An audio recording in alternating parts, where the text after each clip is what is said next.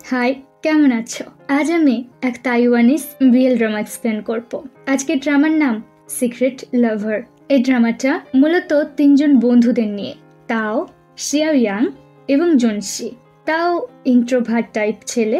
জুনশি আর শিয়াওয়াং এরা দুজন একেবারে খোলামেলা স্বভাবে। তাও যখন ছোটবেলায় প্রথম জুনশিদের পাড়ায় এসেছিল তখন সে একেবারে একা থাকতো। জুনশি প্রথম তার কাছে যেয়ে বন্ধুত্ব করেছিল। এরপর তাদের মধ্যে ধীরে ধীরে বন্ধুত্ব গড়ে ওঠে। তাও ছোট থেকে জুনশিকে পছন্দ করে, আবার জুনশি শিয়াওয়াংকে।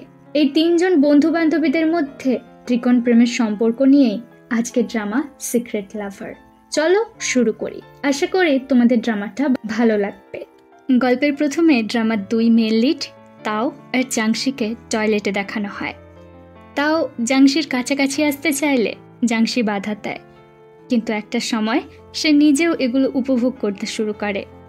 জাংশি আমাদের বলতে শুরু করে, তাওয়ের কাছে এসেছিলাম মেয়ে পটানোর উপায় শিখতে। কখনো কল্পনা করিনি এমন কিছু ঘটিয়ে বসবো, আবার তাওয়ের সাথে। ছোটবেলায় একদিন জাংশি তার এক বান্ধবী শিয়াওয়ের সাথে পার্কে খেলছিল। তখন তার চোখ চায় পার্কের এক কোণে বসে থাকা একটা ছোট্ট ছেলের দিকে। এটাই ছোট্ট তাও। 1 সেকেন্ড, ছোট্ট তাওকে দেখে তোমাদের কোনো আইডলের কথা মনে পড়ছে কি? পড়লে কমেন্টে জানিও। তাও সবেমাত্র এই পাড়ায় এসেছে, তাই সব কিছু তার কাছে অচেনা। জাংশি তাওয়ের দিকে হাত বাড়ায়, একসাথে খেলতে ডাকে। তখন থেকেই তাও আর জাংশির বন্ধুত্ব। তখন থেকেই তাও তার বন্ধু এবং শত্রু, এমন শত্রু যাকে সে কখনোই হারাতে পারবে না। ছোটবেলায় খেলার সময় সিয়াও ব্রাইড সাজত, কিন্তু গ্রুম কে হবে? জাংশি এগিয়ে এসে হাত তোলে, সে গ্রুম হতে চায়। এটা শুনে তাওয়ের খারাপ লাগে। তাও বলে, চলো রক পেপার সিজার খেলা যাক, যে জিতবে সেই গ্রুম হবে। তাই হয়, কিন্তু জাংশি হেরে যায়। আর এটা প্রথমবার নয়, প্রত্যেকবার তাও জেতে আর জাংশি হেরে যায়। তাই তাও গ্রুম হয় আর তাকে ফ্লাওয়ার বয় হতে হয়। কিন্তু ছোট্ট থেকেই শিয়াওয়ের প্রতি জাংশির একটা ভালো লাগা ছিল, আর তাও সব সময় জাংশির খেয়াল রাখত। হাই স্কুল লাইফেও একই গল্প। সব বন্ধুর কাছে সে জিততে পারলেও তাওয়ের কাছে সে কখনোই জিততে পারেনি। তাও মেয়েদের মাঝে ভীষণ পপুলার। কত মেয়ের সাথে যে সে ডেট করেছে তার ঠিক নেই, তবে কোনো গার্লফ্রেন্ডই বেশি দিন টেকেনি তার। এখন ইউনিভার্সিটির লাইফ। ক্লাসে জাংশির কোডিংয়ে কিছু প্রবলেম হলে শিয়াওয়ের কাছে হেল্প চায়। শিয়াও তার কাছে এসে প্রবলেমগুলো সলভ করছিল। জাংশি এতে নার্ভাস হয়ে যায়। যতই হোক, ছোটবেলার ক্রাশ কিনা। ক্লাসের বাইরে থেকে তাও তাদের এভাবে দেখে চলে যায়। শিয়াও বলে, এটা তাওয়ের কত নম্বর গার্লফ্রেন্ড বলো তো? জাংশি বলে 4। ক্লাস শেষে জাংশি তাওয়ের কাছে আসে। প্লিজ আমাকে হেল্প করো, আমি শিয়াওকে আমার মনের কথা বলতে চাই, কিন্তু কিভাবে করব বুঝতে পারছি না। তুমি তো এসব বিষয়ে পিএইচডি করেছ, তোমার অনেক অভিজ্ঞতা, প্লিজ হেল্প করো। তাও বলে, তুমি সত্যি শিয়াওকে পছন্দ করো? জাংশি বলে, তুমি তো জানোই এখনো পর্যন্ত আমি একটাও ডেট করিনি। তোমার মতো আমি নয় যে সব দিক থেকে পারফেক্ট। সব মেয়েই তোমাকে দেখে অ্যাট্রাক্ট হয়, অন্য ছেলেদের জন্য তুমি কোনো সুযোগই রাখো না। তাও বলে, এটা প্রশংসা ছিল নাকি ইনসাল্ট? জাংশি বলে, আরে না না, 100% প্রশংসা করেছি, এমন স্কিল সবার থাকে নাকি? জাংশি তার কাঁধে ঝুলে পড়ে এবং তাকে বিভিন্নভাবে রাজি করাতে শুরু করে। তাও বলে, আরে এমন করো না, ছাড়ো আমায়। জাংশি বলে, যতক্ষণ রাজি হবে না ততক্ষণ ছাড়বো না। এভাবে বাড়ি পর্যন্ত পুরো রাস্তায় জুনশি তাওয়ের কাঁধে চড়ে এসেছে। জুনশির বাবা এটা দেখে তাকে বকা লাগায়, এত বড় হয়ে গেছো, এখনো ছোটবেলার অভ্যেস যায়নি তোমার? সব সময় তাওয়ের পিঠে চড়ে ঘুরে বেড়াও কেন? এখনই নামো। মা এসে তাওকে বলে, সবসময় জুনশির কথা মেনে নিও না, আরও বিগড়ে যাবে ও। তাও আঙ্কেল আন্টকে হেল্প করতে চলে যায়।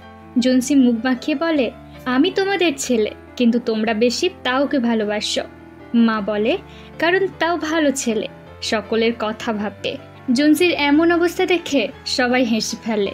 রুমের মধ্যে তাও শেখাচ্ছিল কিভাবে জুনশি শিয়াওকে তার মনের কথা বলবে। তাও বলে, আমি তোমাকে শেখাতে পারি, কিন্তু কয়েকটা শর্তে।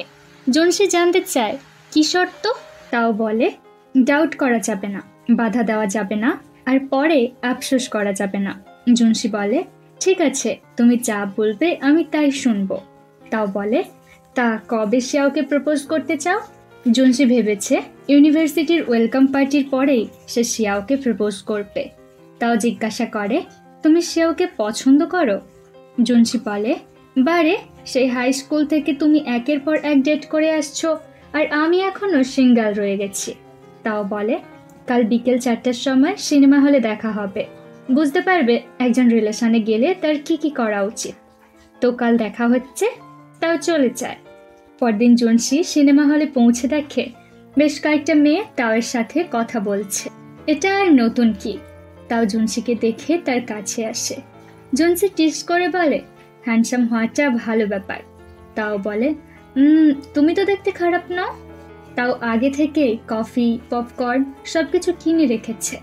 এটা দেখে জুনসি খুশি হয়ে বলে, এই জন্যই মেয়েরা তোমাকে এত ভালোবাসে, তুমি ভীষণ কেয়ারিং। হলে বসে জুনসি মুভি দেখছে আর পপকর্ন খাচ্ছে। তাও দেখে কয়েকটা পপকর্ন জুনসির কোলে পড়েছে। তাও ধীরে ধীরে জুনসির পায়ে টাচ করে। জুনসি অবাক। তাও একটা পপকর্ন তুলে জুনসির মুখে দেয়। ও, এই ব্যাপার। আরে, এবার হাত আরো নিচের দিকে নামছে কেন? ও, আবার কয়েকটা পপকর্ন না? জুনসি বুঝতে পারে সত্যি তাও এসব বিষয়ে একেবারে প্রফেশনাল। কিন্তু তাওয়ের এমন কাণ্ডে বেচারা জুনসির অবস্থা খারাপ হয়ে গেছে। তাও বিষয়টা খেয়াল করে। জুনসি কোনো রকমে ওয়াশরুমে পৌঁছয়। নার্ভাসনেসের জন্য তার নোজ ব্লিড হচ্ছে। তাও তার পেছনে আসে। ঠিক আছো তুমি? জুনসি বলে, হ্যাঁ, সে ঠিক আছে। তাও বলে, সত্যি? এরপর নিচের দিকে তাকিয়ে সে হেসে ফেলে। তাও বলে, কোনো সাহায্য লাগবে? জুনসি আরও ঘাবড়ে যায়। এ সময় ওয়াশরুমে কারো আসার শব্দে তাও জুনসিকে টেনে একটা টয়লেটের ভেতরে গিয়ে লুকিয়ে পড়ে। জুনসি দেখে তাওয়ের হাত অন্য কিছু করে যাচ্ছে। জুনসি তাকে আটকায়। বাইরে দুজন ছেলে ছিল। তাও ইশারায় জুনসিকে চুপ থাকতে বলে এবং পর মুহূর্তে তাকে কিস করে বসে। জুনসি আবার থামায়, কিন্তু কোথায় কি? তাও তাও। জুনসির বারণ সে শোনে না। জুনসি প্রথমে বাধা দিলেও একটা সময় সেও এটা উপভোগ করতে শুরু করে, যেমনটা আমরা ড্রামার প্রথমে দেখেছিলাম। বাদ দাও, ওদের একলা ছেড়ে দিই। মুভি শেষ করে দুজনে বেরিয়ে আসে। জুনসি আগে আগে আর তাও তার পেছনে। শিয়াও তাদের কাছে আসে। ভাই, তোরা ছিলি কোথায়? কতবার কল করেছি, ফোন তুলিসনি কেন? আরে, ওরা তো অন্য কাজে ব্যস্ত ছিল। তাও বলে, আমরা মুভি দেখছিলাম। জুনসি চলে যেতে চাইলে শিয়াও তাকে আটকে বলে, সামনেই তারা 3জন সমুদ্রের পাড়ে বেড়াতে চাপে, তাদের বন্ধুত্বের 10 বছরের অ্যানিভার্সারি পালন করতে। জুনসি বলে, তোমরা দুজনে আলোচনা করে নাও। এই বলে সে চলে যায়। তাও শিয়াওকে বলে, চিন্তা করো না, হয়তো ক্লান্ত হয়ে পড়েছে। এবার ট্রিপের দিন দেখানো হয়। গত 10 বছর তারা এই একই বিচে এসেছে তাদের ফ্রেন্ডশিপ পালন করতে। জুনসির হাত থেকে লাগেজ পড়ে গেছে দেখে তাও সে তার নিজের দিকে চায়। জুনসি বলে, প্রয়োজন নেই, তুমি আর শিয়াও আগে যাও, আমি এটা নিতে পারবো। তাও তার দিকে এগিয়ে এলে জুনসি পিছিয়ে যায়। এটা দেখে তাও জোর করে জুনসির থেকে লাগেজ নিয়ে এগিয়ে যায়। এক কথায় জুনসি তাওকে ইগনোর করছে। সে বিচে শিয়াও অন্য ছেলেদের সাথে খেলছিল। তাও আর জুনসিকেও সে ডাক দেয় তার সাথে খেলার জন্য। তাও জুনসিকে সানস্ক্রিন লাগানোর কথা বলে। বেশিক্ষণ সূর্যের নিচে এভাবে থাকলে চামড়া পুড়ে জ্বালা করবে। জুনসি নিজের হাত ছাড়িয়ে তাওয়ের কোনো কথা না শুনে খেলতে চলে যায়। তাও বুঝতে পারে জুনসি তাকে এড়িয়ে চলছে, আর কেন এড়িয়ে চলছে সে কারণটাও তার কাছে স্পষ্ট। সবার সামনে জুনসি হাসার অভিনয় করলেও সে যে খুশি নেই এটা তাও বুঝতে পারছে। সেও দেখায় 10 বছর আগে তোলা তাদের প্রথম গ্রুপ ফটো। এখনও সেটা সে গুছিয়ে রেখেছে, যেদিন তাদের মধ্যে অফিসিয়ালি বন্ধুত্ব হয়। আগের মতোই তারা এখনও ক্লোজ ফ্রেন্ড আছে, ঠিক গত 10 বছর ধরে। শিয়াও বলে, তোমরা দুজন ঝগড়া করেছো না? যাই হোক, ঝগড়া করলে তা মিটিয়ে নাও, না হলে বেড়াতে আসার মজাটাই নষ্ট হয়ে যাবে। এটা শুনে দুজনেই একসাথে বলে, আমরা ঝগড়া করিনি। রাতের জন্য তারা বাড়ি ভাড়া নেয়। 2টো রুম, একটাতে শিয়াও, অন্যটাতে তাও আর জুনসি। শিয়াও তাওকে রুমের চাবি দেয়। তাও লাগেজ নিয়ে চলে যায়। শিয়াও জুনসিকে বলে, কি হয়েছে তোমাদের মধ্যে? জুনসি আর কি বলবে, তাই বলে, ওই একটু ঝগড়া হয়েছে আর কি। শিয়াও বলে, তোমরা ঝগড়া করো আর যাই করো, তাওয়ের সাথে কথা বলা বন্ধ করো না, ওকে কখনো ইগনোর করো না। মনে আছে যখন প্রথম তাও আমাদের পাড়ায় এসেছিল ওর বাবার সাথে? তখন তাও ভীষণ লাজুক স্বভাবের, কারোর সাথে কথা বলতো না। আমাদেরই কত সময় লেগেছে ওর সাথে বন্ধুত্ব করতে। একটা সময় তাও আমাদের সাথে কথা বলতে শুরু করলো, মনের কথাগুলো শেয়ার করতে লাগলো। তাই ওকে ইগনোর করো না, না হলে তাও মনে করবে তুমি ওকে ঘৃণা করো, ফলে ও দূরে সরে যাবে, আমাদের বন্ধুত্ব ভেঙে যাবে। আর এমন কিছু ঘটলে আমি তোমায় ছাড়বো না। জুনসি বলে, বুঝেছি। এর মধ্যে তাও চলে এলে শিয়াও নিজের রুমে চলে যায়। রইল পড়ে এরা দুজন। জুনসি রুমে এসে দেখে একটাই বিছানা। জুনসি শাওয়ার নিতে চলে যায়। জুনসির পর তাও আসছে এটা বুঝতে পেরে জুনসি ফোন রেখে ঘুমানোর প্রিটেন্ড করে। তাও বেরিয়ে এসে জুনসির দিকে তাকায়, কিছু একটা খেয়াল করে বিছানায় উঠে এসে জুনসির বডিতে টাচ করে। সাথে সাথে জুনসি তাকে নিজের থেকে দূরে সরাতে শুরু করে। তাও তাকে চেপে ধরে এবং তার হাতে টাচ করে বলেছিলাম খেলার আগে সানস্ক্রিন লাগাও, দেখো তোমার হাত গলা কেমন পুড়ে গেছে। তাও ক্রিম লাগাচ্ছিল। রোদে পুড়ে যাওয়ার জন্য জুনসির চামড়া জ্বালা করতে শুরু করেছে। তাও ক্লোজ হয়ে বলে, সেদিন টয়লেটে আমি শুধু তোমায় নর্মাল হতে সাহায্য করেছিলাম। ক্লোজ ফ্রেন্ডরা এমন একটু হেল্প করে থাকে, ব্যাস ওইটুকু, আর কিচ্ছু না। জুনসি বলে, সত্যি? তুমি তো এটা আগে বলবে, আমি না জানি কত কিছু ভেবেছি। এতক্ষণ পর জুনসির মাথা থেকে একটা বোঝা নামলো। এরপর দুজনে মিলে গেম খেলতে শুরু করে। তাও ফোন কম জুনসির দিকে বেশি তাকিয়েছিল, যা নর্মাল ফ্রেন্ডরা কখনোই করে না।